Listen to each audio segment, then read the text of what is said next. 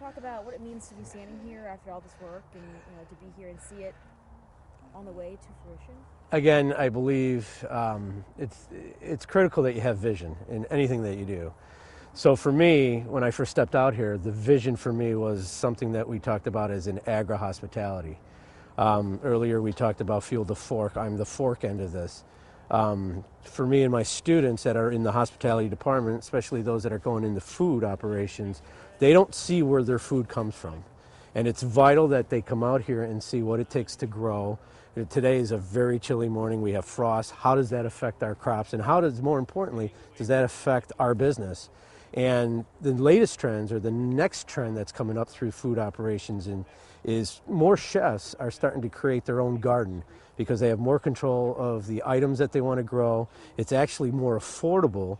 And then what's more important is that garden and that community adds dollars back into the community, and it doesn't leave the community, which helps sustain a community. So for me, being from the city, a big metropolitan city, to come out to here to see this aspect is such a critical education tool.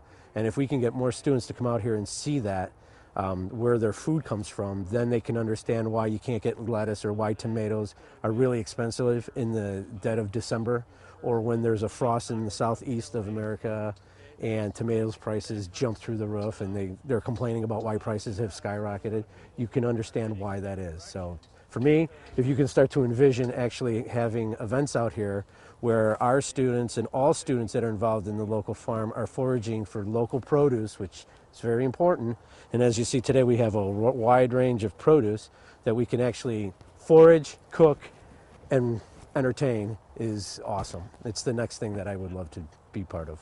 And the idea then also is to take this food and use it for, as the students cook with it. Basically, it's the food that they would already be using anyway, but it's coming from the local source. Absolutely. It reduces our carbon footprint and how far what things have to travel.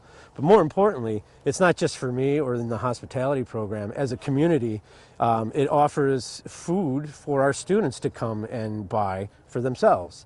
We have lots of discussions of talking about helping the poor in donating food, possibly starting a CSA. Those are conversations and things that are going to come down the line 4 to 5 years from now. But it has to start having that vision today. And today, as you see, it's a big grassy field, but we started putting our beds up. We actually planted some flowers over the summer, eggplants and peppers and beans that were donated from Kristen Foster, is the president's husband, in July. And so we actually got things in the ground and we started harvesting them. So it wasn't too late. I mean, we planted those in July. So we didn't hit that spring. So that right there is a visual reminder that you can plant stuff.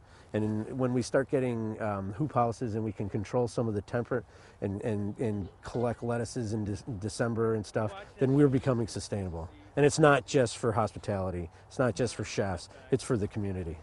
And the idea is that by the time this school year is over, you should be able to have a lot more planted here. Absolutely. And 5 years is more than long term. Absolutely. That's the long-term vision. The short-term vision is actually, as if you see, one of the first parts was to clear up all this overbrush.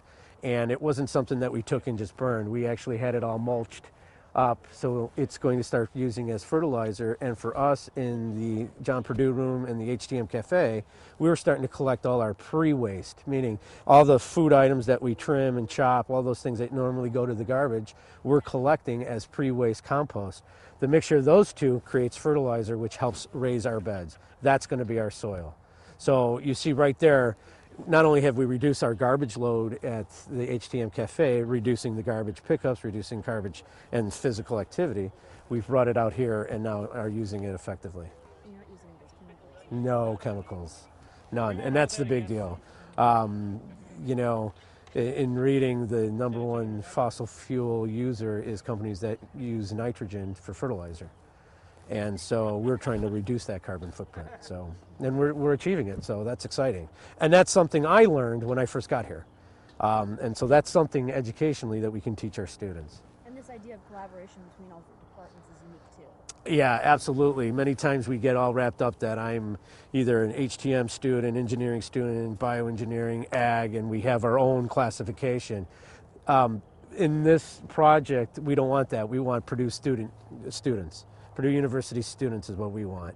Whether you're ag, whether you're food nutrition, food science, HTM, whatever your discipline is, we want you all here because each and every one of those disciplines actually contributes to a little bit of knowledge that me as a chef can tell you how to cook, but an ag or botanist student can tell me how to grow. A food science can tell me, or a food nutrition can tell me nutritional information. So it's just community. It's all about helping together.